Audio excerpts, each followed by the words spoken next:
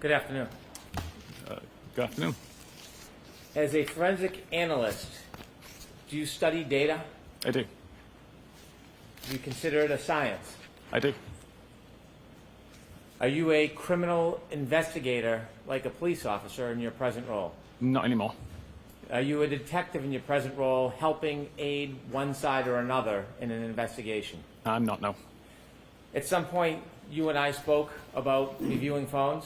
We did. You had begun your whole process in some of this work before you had met me. Correct. And I'd asked you to look at Mr. O'Keefe's phone. Correct? Did I ever tell you what you should look for? No. Did I ever tell you what I wanted to see or what I wanted the results to be? No. Did I ever share with you parts of the investigation that had nothing to do with your actual data analysis? No. Would it be inappropriate or not helpful for an advocate to provide you information that might taint or influence your thinking when you're looking at data in a case? Objection, Your Honor. 100% it would be problematic.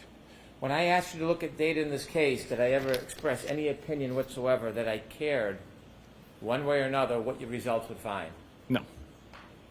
Did I ever attempt to shape or influence your process by offering you information that had nothing to do with your assessment of data? No. And so as a scientist, what a legal investigator or an advocate for either side thinks, is that relevant to you? No. The data is the data? The data is the data. I can explain my opinions on the data. The science is the science? The science is the science. That's sustained. Watch the form. Now, counsel showed you some parts of your report regarding John O'Keefe's cell phone, didn't he? Yes. You saw select pages from that report, Correct. a few pages you were asked about, Yes. but you wrote an entire report, didn't you? I did. And do you think that your entire report puts into perspective some of those select pages that you were shown? Definitely, yes. You know, I move to introduce Mr. Whiffin's entire report. May we approach your eyes? Okay. Do you still have your report with you, Mr. Whiffin? I do, yes. Okay.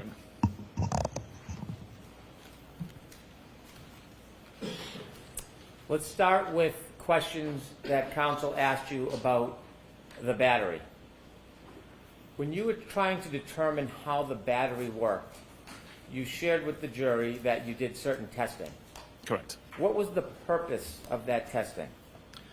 To make sure that the battery temperature sensor would be affected by environmental temperatures, such as being in the freezer, such as being outside, being brought back indoors, and to make sure that the fall and rise of the temperature sensor, at least the pattern would match the expected pattern and would match the thermometer that was alongside it. When you put the batteries or the phone in the freezers, did it matter what the temperature of the freezer was when you put it in it? I didn't believe it did. What was the purpose, again, of putting it in the freezer? Just to remove the device from a warm environment, which was outside of the freezer, placing it inside the cold environment of the freezer and just seeing how the temperature dropped. As you mentioned, you look at data through science, correct? Correct. And so, did anybody ever share with you the important points of the decrease in temperature of the cell phone battery to try to influence your results? Objection, Your Honor. I'm sorry, could you Did rephrase? anybody try to tell you important points of the evening on January 29th, 2022 in an attempt to influence your studies on the fact that a battery or a phone, when it gets colder, the battery temperature decreases? No. So when you developed the graph of the battery temperature and you followed the progress of that temperature declining through the night, was there any other scope or focus of yours other than to simply track the data? Just tracking the data. Similarly, when you looked at healthcare data, were you asked to try to see if the healthcare data could fit a certain theory or argument? No, I was not. You were looking at the healthcare data. Were you looking at it independently? I was. Now, it's not your opinion, or you're not taking a position what the meaning of that data matching up is, are you? No. No one's asked you to give an opinion about the coordination of data, have they? No. So if the data just coordinates on its own, that has nothing to do with your opinion. Objection, Your Honor. I'm sustained as to. You mentioned when you put a cell phone in a colder environment, like a freezer, you noted that the temperature goes down. Correct. Do your studies also show that when the cell phone is taken out of a certain temperature and put in an increased temperature, the cell phone battery temperature goes up? It does. Do you have available for the screen the battery graph that we had on your PowerPoint? I do. 2 seconds.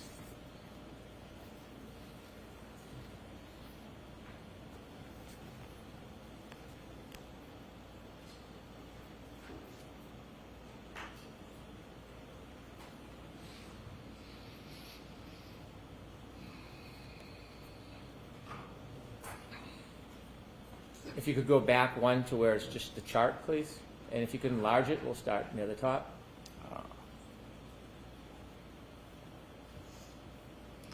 2 seconds.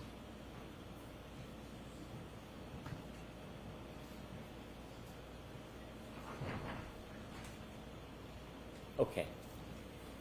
At 12:20:43 on January 28, 2023, the battery temperature is 77 degrees. I'm sorry, that's 8:43 p.m. That's Is that right? 8:43 p.m.? Yes, the first record. 77 degrees? Yes. And if we look down to the last box on January 28, 2023,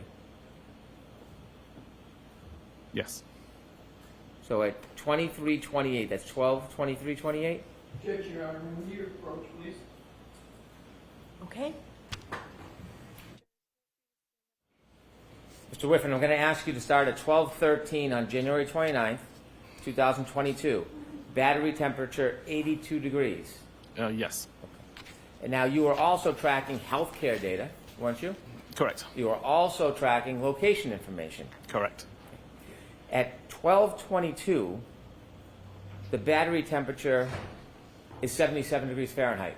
Correct. And during that time, 12:22, that is the time with the location data where we see Mr. O'Keefe's car traveling near Cedarbrook, isn't it? Objection, Your Honor. The form sustained. And at 12:22 on January 29, 2022, where does the location data show Mr. O'Keefe's phone in progress? It's around Oakdale Road, I believe. And the travel that you're noting, is that consistent given the speed of being within a car? I believe so. And do you know whether or not that car had heat on? I've got no idea. You have healthcare data that the phone moves for a 20-second period, right? I believe so, And yes.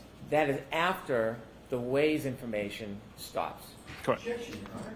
So you have to watch the form. I know it's hard to orient. You have to watch. In your PowerPoint presentation, you are tracking the Waze information, aren't you? I am, yes. And at some point that switches to more local location data? Again, Waze is not recording the location data. Waze is requesting location data from Apple's location services, and location services is doing the recording of the location data.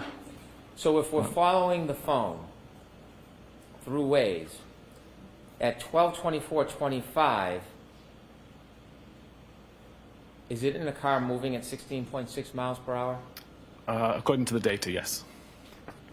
And at 12:24:26, according to the data, is it still in a car moving at 17 miles per hour? Objection, Your Honor. Sustained as to forms. Can you pull up your PowerPoint, and we'll start at 12:24:25. We can show the jury the progress of that phone. Okay.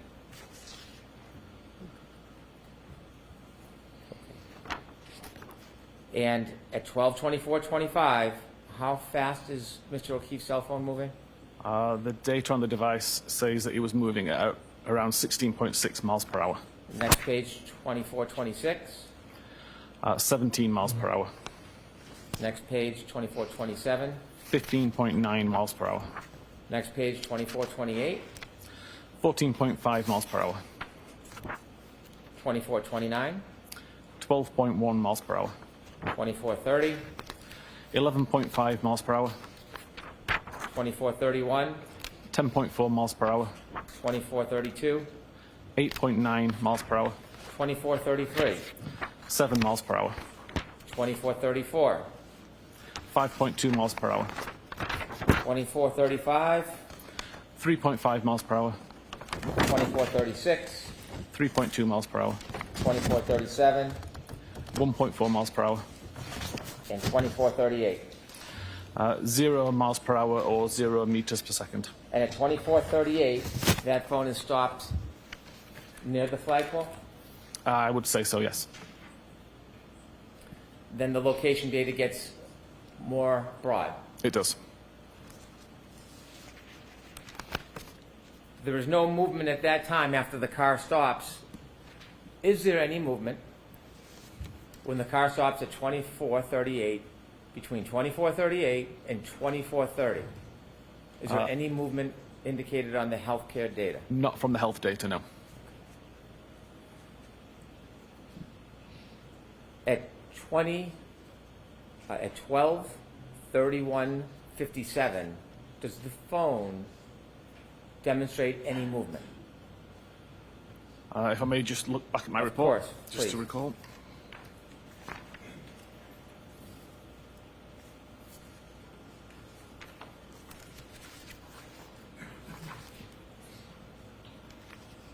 What time was that, sorry? 12:31:57.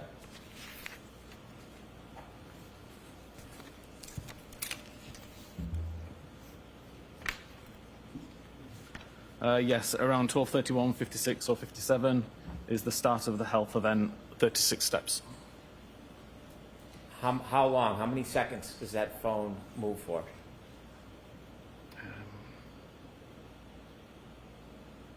20 seconds. 12:31:56 to 12:32:16. Correct. And is that the only time that the phone moves from the point it stops at the flagpole until the next morning? Correct. The only time. Correct. 12:31:56 to 12:32:16. Yes. And when that phone moves, you can't tell if it's walking a straight line or in a circle. Correct. You don't know if the phone is pacing back and forth. Objection, Your Honor. Sustained as to form. Can you tell how far a phone moves from its origin, from its original point when you're counting steps? No. iOS creates the calculation, number of steps times the person's gait, and provides the 25.4 meters value. At 12:32:16, when that phone stops moving, John O'Keefe's phone stops moving,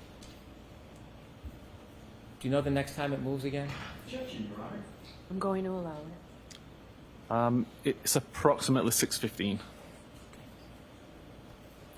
Now, less than 5 minutes later, 12:37, that battery in that cell phone gets another temperature reading, doesn't it? It does. Does it go up? It goes down. And it goes down to what degrees? 72 degrees. And over the next 8 minutes, does that temperature even or go up? At 43 minutes past, there was another reading of 66 Fahrenheit. And then at 12:53, that's about, what, 21 minutes or so after that phone stops moving? What's the temperature? I'm sorry, at 12:53? Yes.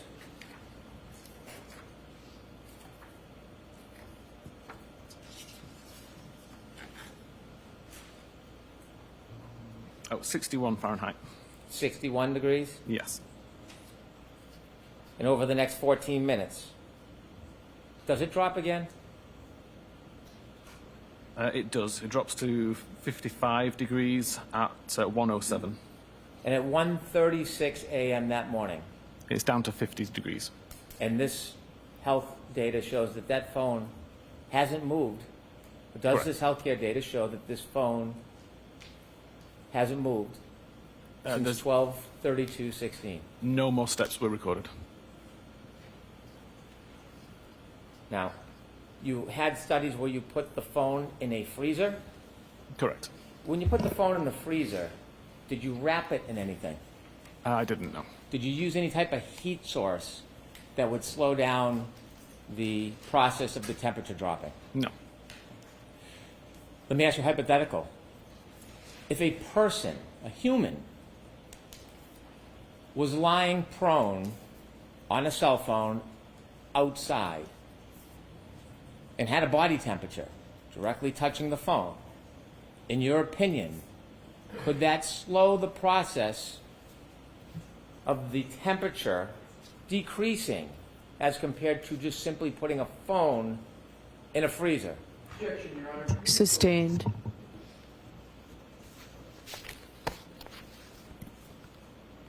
When you put the phone in the freezer, did you wrap it in any warmth, No. any clothing? Nothing at all.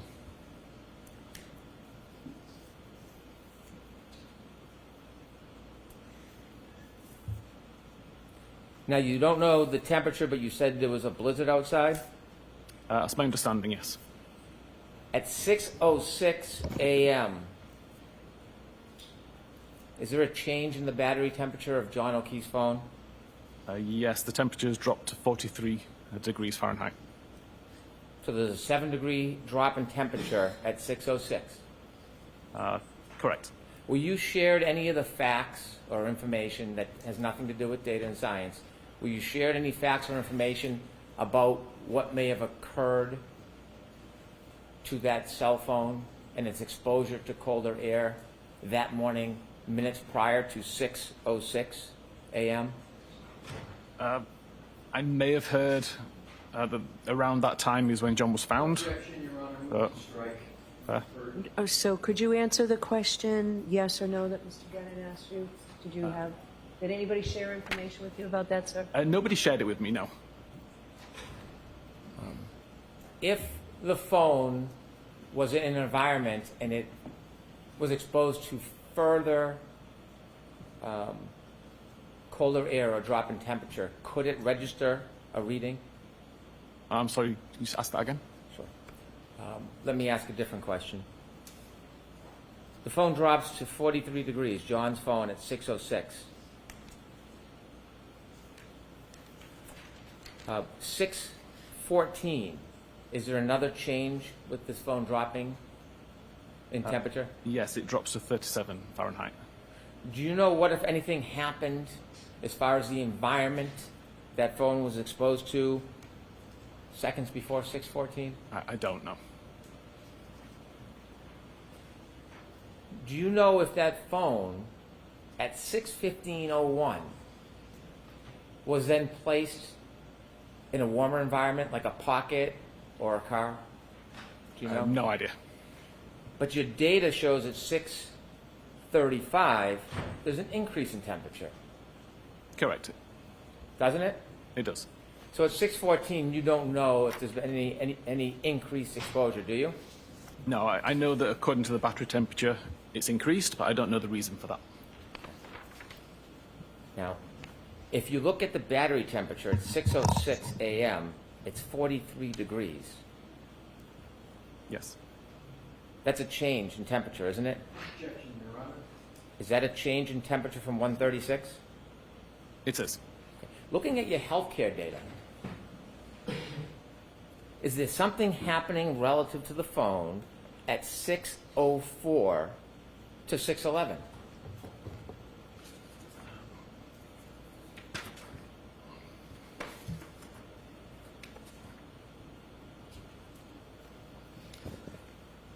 There is, that is 432 steps were recorded at that time. Can a phone record steps if it's being moved back and forth? It may record some. It's difficult to say how many would be misunderstood as being steps taken. If you're shaking an object that moves the phone violently, could it record steps? Again, potentially it could record some, but it's not a consistent enough pattern of movement for it to be recorded as lots of steps.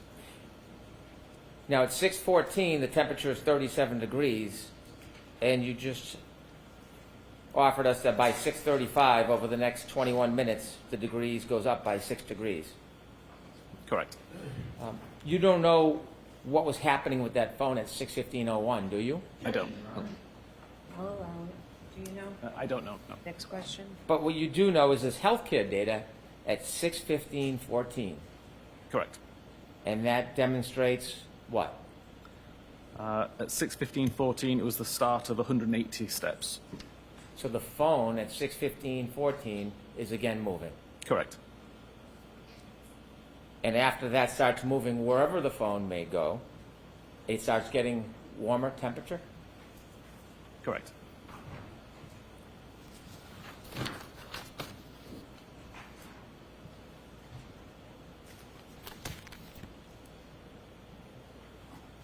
Now, you shared with us location data, and you explained the difference between Waze and other types of location data.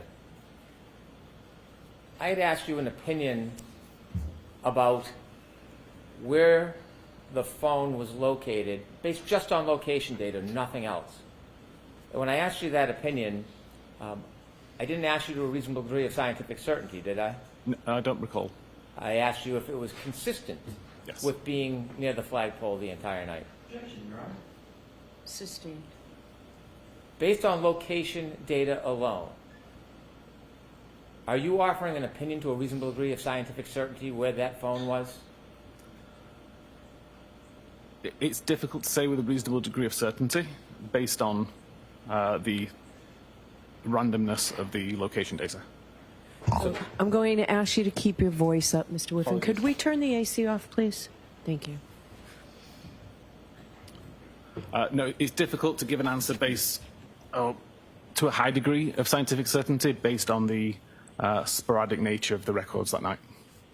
Based on the data you have, just on location data alone, is that location data consistent with that phone being near the flagpole area from midnight until 6:15 the next morning? It is, yes.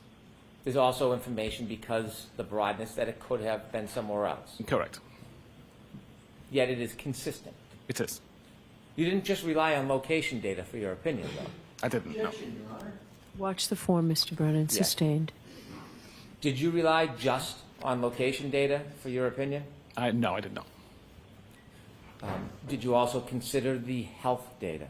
I did. And did you also consider the battery temperature? Objection, Your Honor. Sustained. In addition to location data, what are the other things you considered, in your opinion, to a reasonable degree of scientific certainty, that that phone was at the flagpole the entire night from 12:30 until 6 the next morning? Objection, Your Honor. I'm going to allow that. It was based on the location data that recorded high accuracy, based on the health data that showed when the device moved and how far, based on the battery temperature information, and based on the Doppler face detection information. Let me ask you some more questions about the health data. You were shown pieces of information on examination. You told us that that health data, well, the phone was it your opinion the phone was in the car until it stopped at the flagpole? Objection, Your Honor. Sustained. At 12:31:56 and 12:32:16, does the data show that is the time that the phone was moving? At what time, sorry? 12:31:56 to 12:32:16.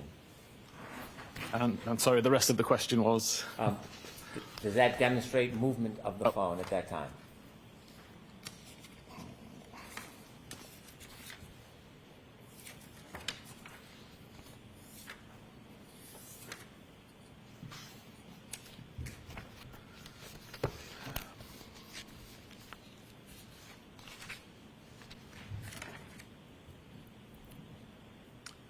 Yes, it did. You shared that you can't tell the direction or the distance of steps.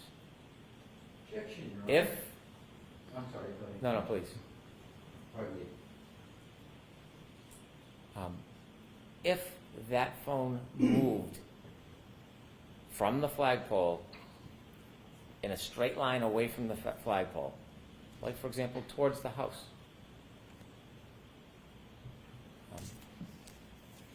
wouldn't it have to move again before 6:04 to get back to the flagpole? Objection, Your Honor. I'll allow it. I would presume so. All right, you asking me to strike that, Mr. Yes, Your Leslie? Honor. I'm going to strike that. Does health data register when a phone moves? It does.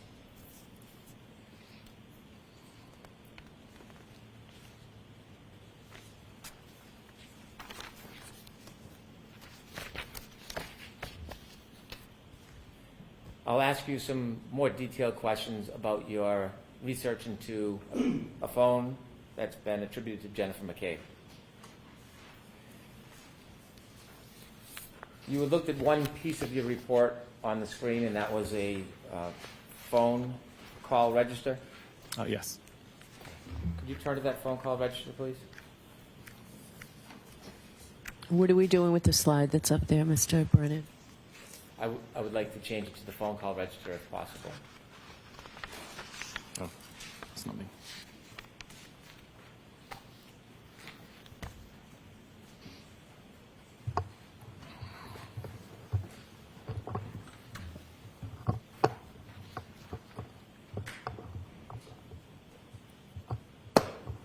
I believe it's Exhibit 42. If you, it's a. Do you have the report that you could put on the screen regarding Oh, I the don't phone call have. register?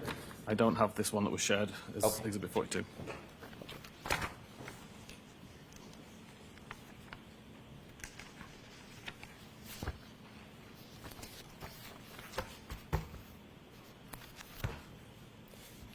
This is now marked as Exhibit 42. In the phone call register, you noted that there was a call at 12:14:36. Yes. Have you found it? Is that you? This is not me. No. Oh, I think it's Ms. Gilman. thank you, Ms. Gilman. Could you enlarge that, please?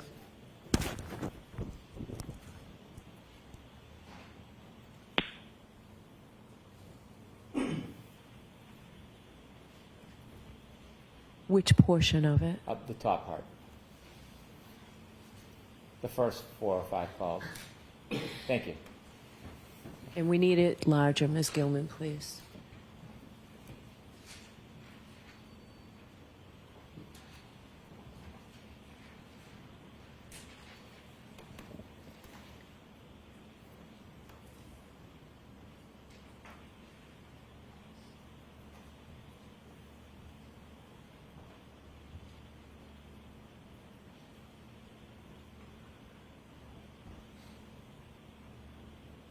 All right, that's Thank you. better, thank you.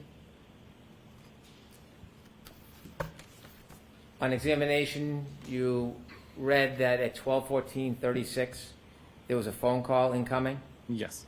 that appeared to be from Jennifer McCabe. Correct. At 12:14:36, the location information is the John O'Keefe's cell phone at Fairview by that point?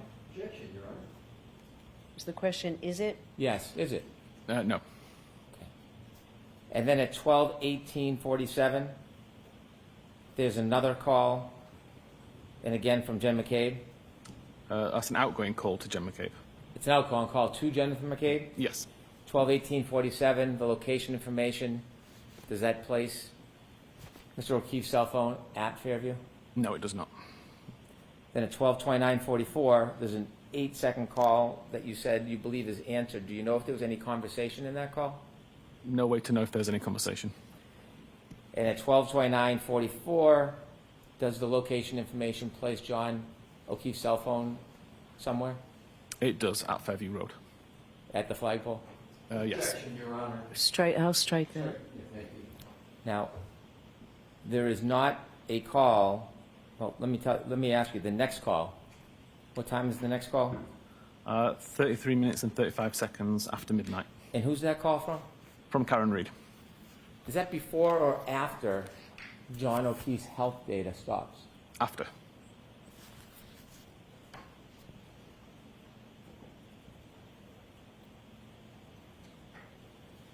At 12:37, you offered us that the cell phone battery's temperature is decreasing. Yes. How many calls have been made from the defendant to John O'Keefe by the time that cell phone battery stops dropping in temperature? 7.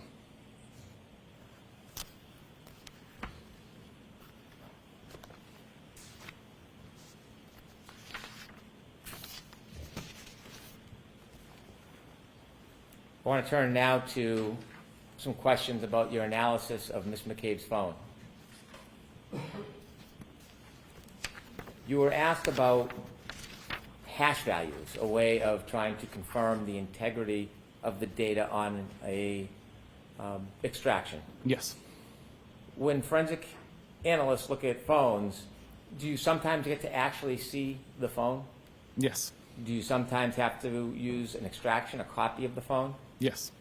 Is it important to try to look and research or search the item to determine whether or not there's been any tampering? Yes. You were asked if hash values is one way to do that. I was. And you were shown or read part of your report about hash values. Yes. There's a second part to that, isn't there? There is. You didn't get a chance to share the second part, did you? Objection, Your Honor. Sustained. In this case, there was a hash value, wasn't there? There was. Now, just so we can understand simply, how is a hash value created during the extraction process? What does that mean in very, very simple terms? Yeah. At the end of the extraction, an algorithm is run on every piece of, every byte of data within the extraction, and it comes out with a value at the end. The idea is that if any of that data ever changes, be it through user interaction or through corruption of data in how it was stored, then that value will change at the end. You mentioned Gray Key. Is that a software, hardware that makes the copy of the phone? It's a piece of hardware and includes software. How commonly is Gray Key used in the industry? It's very common. Did I hear you say that with Gray Key, the hash value is never authenticated? Objection, Your Honor. Sustained is to fall. Does Gray Key authenticate the hash value? The hash value is placed inside a PDF which is not signed. And is that common or typical in the industry? That is the way that Gray Key do it. Was there anything anomaly or untoward or different about the way this one was done? No. Did the hash value from the Gray Key extraction match the hash value? It did. Anything irregular whatsoever about it? No, not that I could see. Now, you don't just read software programs when they spit out reports, do you? No. As an analyst, as one of the leaders of Cellebrite, do you have a history of being a researcher? Yes, I do. A history of study? Yes. Have you written reports and papers for people to learn? I've written multiple blogs, done multiple presentations, webinars. Some of my blog posts have become peer-reviewed articles. Okay. Is it sufficient to simply look at a report that is generated by Cellebrite or Axiom or any other service and make conclusions just on the report? I don't believe it is, no. Why do you think that's imprudent? Sorry? Why do you think that is not prudent to simply rely on a report? Objection, Your Honor. I'm going to allow him to answer. The tools are very good at surfacing data, but I believe it's up to the examiner to understand what that data means and to provide context to the information which the tool itself can't give. And when you were considering the hash value and determining whether or not you thought there was anything wrong with the data, aside from the hash value, how do you do that? How do I do How what? do you make a determination whether or not this has integrity, the data hasn't been tampered with, so to speak? Okay. So, notwithstanding the hash value, I'd be looking for issues with the data that don't make sense. In this particular case, there was lots of data points that all appeared to work together. Like, you would see one artifact change in one database and an artifact would change somewhere else. And it all just made perfect sense in how it was functioning. That kind of leads you to believe that it's not been tampered with, or the person tampering with it did an exceptional job to be able to cover all of these different tracks and make it undetectable. Did you try to summarize that perspective in the part of the report that wasn't read to you on examination? I did. Do you have an opinion to a reasonable degree of scientific certainty if there was any data integrity issues in the information you reviewed? I don't believe there was any.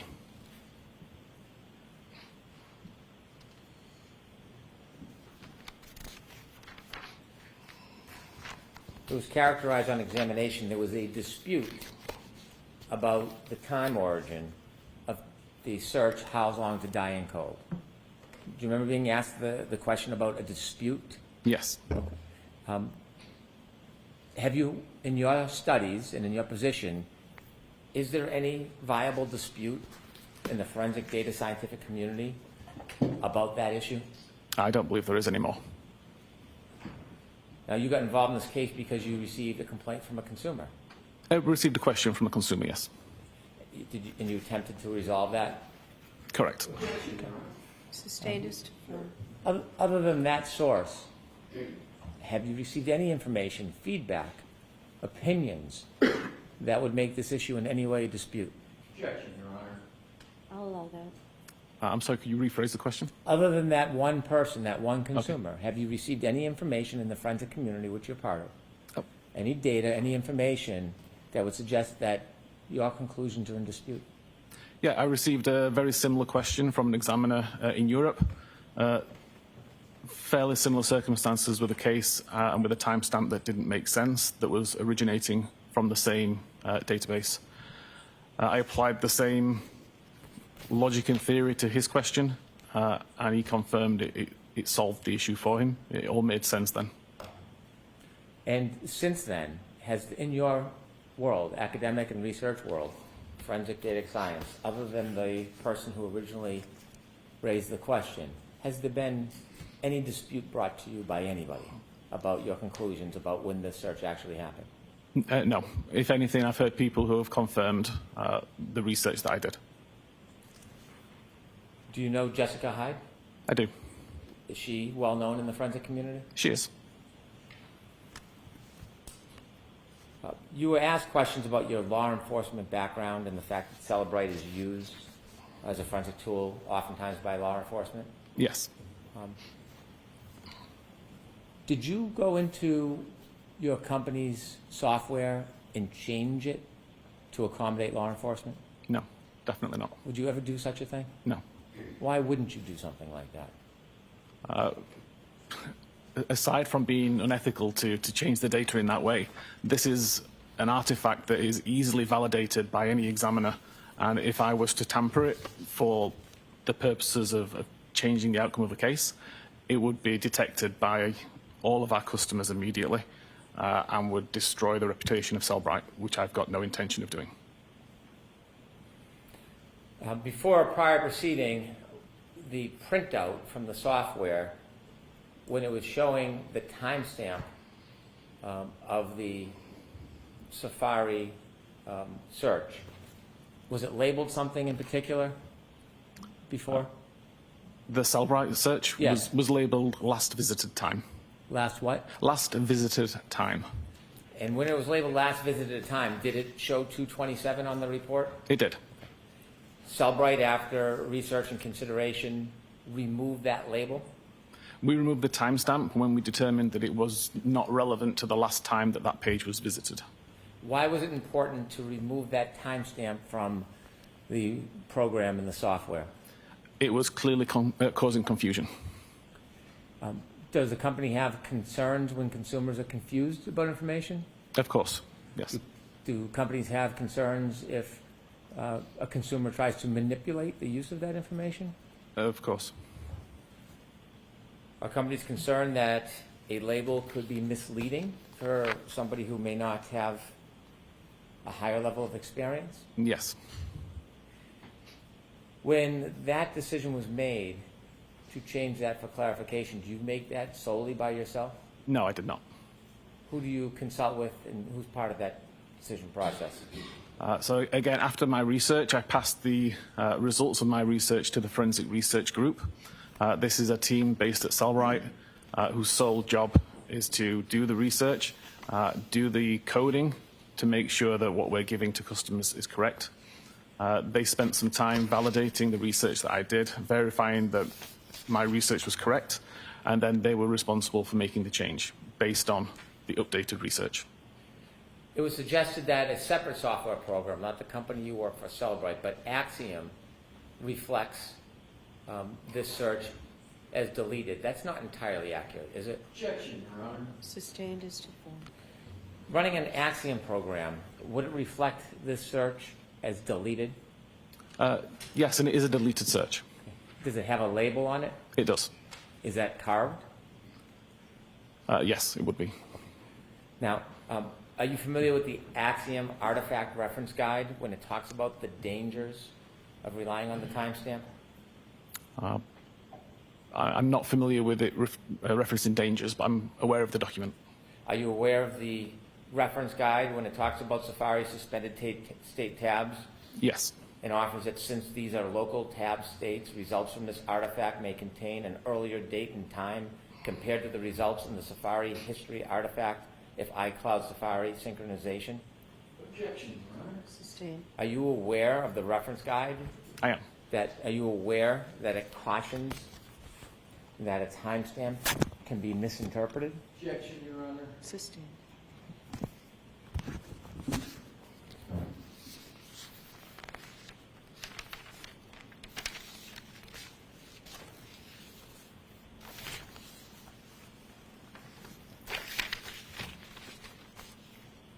Sir, when you came to your opinion that the search for how long to die in the cold at 6:23 and 6:24 in the morning of January 29, 2022, was the time that they were actually inputted, not 2:27. In forming your opinion, did you consider both Cellebrite and Axiom software? I did. Did you consider other tools as well? Yes, my own. And tell us a little bit about your own tool. Again, this is a tool I've been writing for approximately 5 or 6 years now. Partially for fun, partially for research purposes. And it's a tool I make available to other examiners globally.